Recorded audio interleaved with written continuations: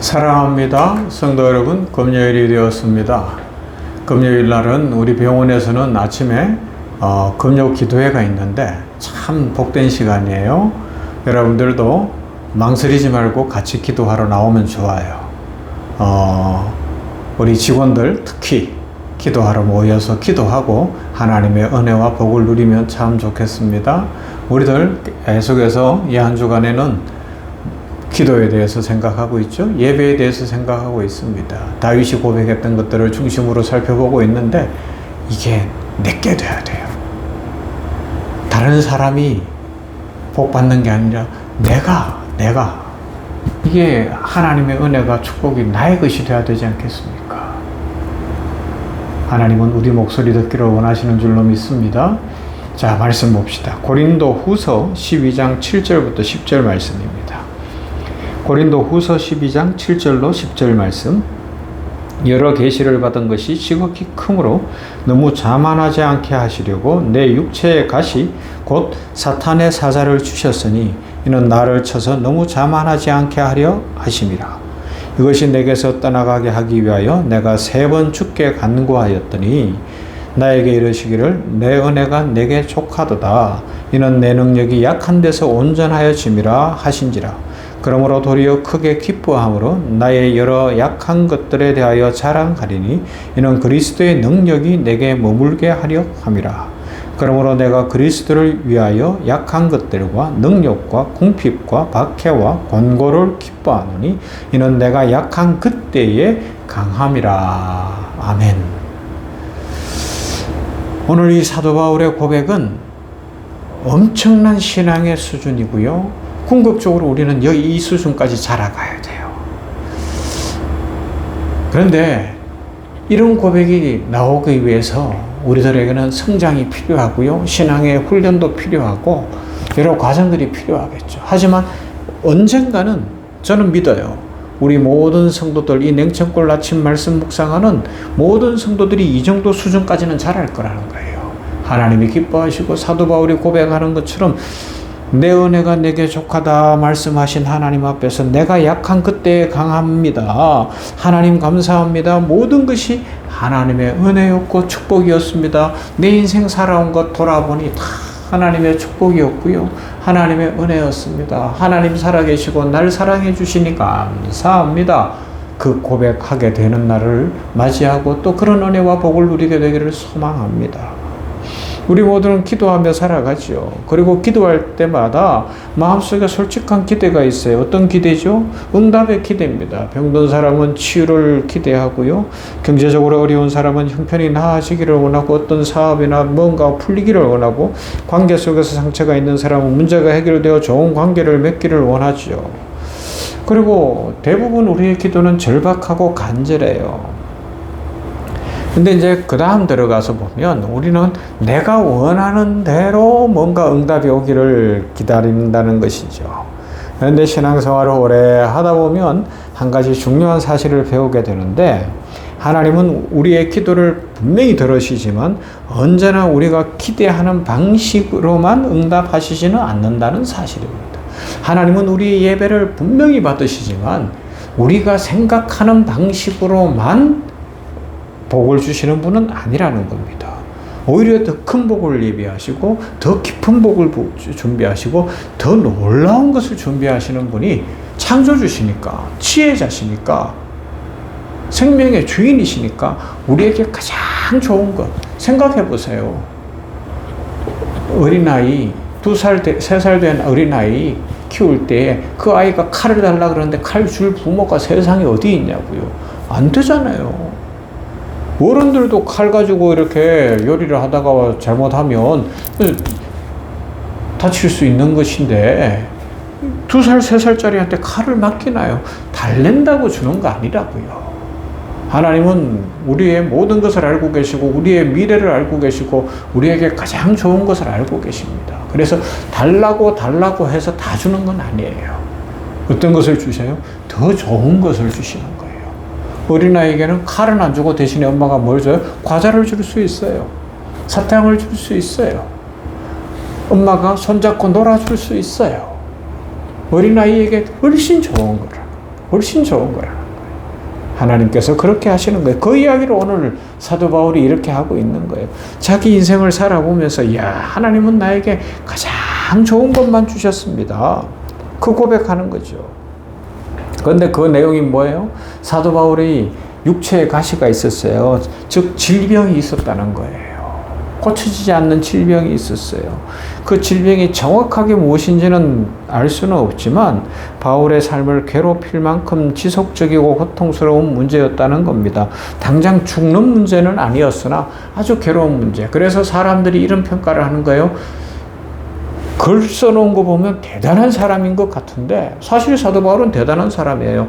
로마 시민권을 가졌고 당시에 최고 공부를 하였고 국회의원에 해당하는 자격을 가졌고 엄청난 사람이었어요. 부잣집 아들이기도 했고요. 많은 것을 갖춘 사람이었어요. 특히 공부를 너무 많이 했던 사람이에요. 그런 사람이기 때문에 글을 써놓으면 대단한 거예요. 깊어요. 그런데 사람들이 뭐라고 평가해요? 글 쓰는 건 대단한데 진짜 사람을 보니까 별거 없네 그러는 거예요. 왜요? 몸이 약한 거예요. 질병 속에 있는 거예요. 저 사람도 별거 없구나. 그러면서 막 비아냥대는 사람도 있고 손가락질하는 사람들도 있었다는 겁니다. 그런데 사도 바울이 그런 어려움을 겪으니까 자기 자신의 문제만을 위해서가 아니라 그러면서 선교하러 다니고 복음을 전하러 다니니까 하나님의 영광을 위해서 하나님 저 좀 고쳐주세요. 제가 이 질병이 낫고 나서 계속해서 전도하고 복음을 전하고 선교하면 훨씬 좋지 않을까요? 아마 이렇게 기도했던 것 같아요. 그런데 그것을 어떻게 해요? 3번 기도했다고 표현하고 있는데 3번 기도했다는 건 딱 3번만 하고 말았다는 것이 아니라 반복해서 기도했다는 거예요. 절박하게 기도했다는 거예요. 부러지져 기도했다는 거예요. 자기 목소리로 하나님 앞에 매달렸다는 거예요. 그런데 그때 하나님이 주신 응답이 뭐냐? 하나님의 은혜가 사도 바울에게 족하다는 거예요. 내 은혜가 내게 족하다. 하나님의 응답이 그렇게 딱 오는 거예요. 깜짝 놀라는 거죠. 너 몸이 약한 건 내가 알고 있다. 그런데 그것이 문제가 아니다라는 거예요. 그것을 통하여 하나님이 일하고 계시고 역사하고 계시고 그걸 통하여 놀라운 일들이 일어날 것이다. 그래서 내가 약한 그때에 강하다. 너는 지금 어린아이가 칼을 원하는 것과 같은 것을 원하는데 나는 너에게 같이 놀아주고 있다. 사탕을 주고 있다. 과자를 주고 있다. 몸에 유익한 것을 주고 있다. 연필을 주고 있고 종이를 주고 있다. 이런 이야기와 같은 거라는 거예요. 하나님의 응답이었어요. 우리는 종종 하나님의 응답을 내 방식으로만 생각하려고 하는 거예요. 문제가 당장 내가 원하는 대로 해결되어야 응답이다. 아니라는 겁니다. 병도 고칠 수 있고 물질을 축복으로 부어주실 수도 있고 좋은 만남을 주실 수도 있고 길을 여실 수 있고 많은 일들을 하실 수 있는 분이 하나님이십니다. 그러나 성경은 더 깊은 차원이 있다는 거예요. 우리 각 사람을 정확하게 아시는 하나님께서 우리를 성장시키고 계시고 변화시키고 계시고 우리에게 가장 좋은 것을 주신다는 겁니다. 오늘 말씀을 보면 사도 바울에게 육체의 가시가 있음으로 해서 바울로 하여금 교만하지 않게 했어요. 아까 제가 말씀드렸잖아요. 없는 게 없는, 인간적으로는 다 갖춘 사람이었기 때문에 얼마든지 교만할 수 있는 사람. 사실 그랬어요. 예수님을 만나기 전에는 예수 믿는 사람들을 잡아서 죽이는 일에 앞장섰던 사람이고 율법대로 산다 그러면서 온갖 폭력적 행동을 하던 사람 아니었습니까? 그런 그였는데 그를 변화시켜서 새 사람 만들어주는 거예요. 교만하지 않게 하시는 거예요. 사도 바울은 엄청난 영적 체험을 했어요. 하나님께서 크게 사용했습니다. 그러나 그는 결코 그 이후로 교만해지지 않고 하나님의 은혜의 손길에 붙잡힌 바 되어서 하나님의 영광 위에 살아가게 되는 것이죠. 하나님은 문제보다 더 큰 은혜를 주시는 분이십니다. 내 은혜가 내게 족하도다. 하나님의 응답입니다. 하나님의 은혜는 문제가 없는 삶을 의미하는 것이 아니라 은혜가 임할 때에 문제 속에서도 우리를 붙들어 주시는 하나님의 능력을 체험하게 되는 것입니다. 우리는 종종 문제만 크게 봐요. 그러나 믿음의 사람은 문제보다 크신 하나님을 바라봅니다. 하나님은 때때로 문제를 제거하십니다. 그러나 때로는 문제를 이길 힘을 주십니다. 그리고 사실 더 깊은 은혜는 후자일 때가 많아요. 문제를 이길 힘을 갖고 있을 때 능력자가 되는 것이고 진정한 축복을 누리게 되는 것이죠. 영국의 유명한 설교자 찰스 스펄전 목사님이 그랬어요. 스펄전 목사님은 뭐 교회 역사 속에 다 알고 있는 이름 아닙니까? 유명한 설교가였어요. 그런데 그도 평생 심한 우울증과 육체적 질병으로 인해서 고통을 받았어요. 많은 사람에게 영향을 끼쳤지만 자신은 그런 어려움이 있었어요. 사람들이 이야기했어요. 왜 자신의 질병을 위해서 고쳐달라고 더 기도하지 않습니까?